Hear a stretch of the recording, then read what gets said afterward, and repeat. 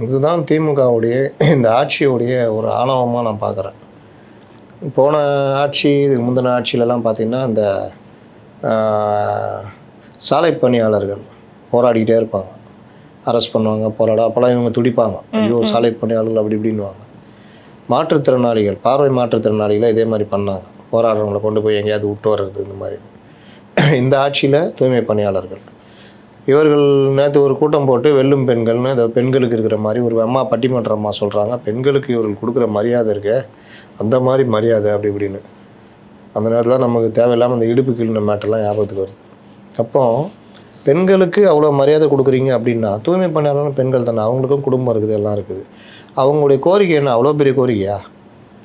அவர்கள் வச்ச கோரிக்கை சம்பளத்தில் 5000 ரூபா குறைக்காத, எங்களுடைய சர்வீஸை கட் பண்ணாத, பணி நிரந்தரம் பண்ணு. பணி நிரந்தரம் பண்ணுறதுன்றது நீண்ட கால கோரிக்கை, அது கூட நான் அப்புறம் பேசிக்கிறேன். ஆனால் இதெல்லாம் நிறைவேற்றணும், நீங்கள் போங்க வேலைக்குன்னு சொல்லணும். ஆனால் ஒரு தனியார் நிறுவனத்துக்கு ஆதரவாக அவங்கள வேலை நீக்கம் செஞ்சு இன்றைக்கி அவர்கள் போராடிக்கிட்டு இருக்கிறாங்க. தினம் தினம் போராடிட்டு இருக்காங்க. அந்த பெண்களுக்குன்னு ஆசையா?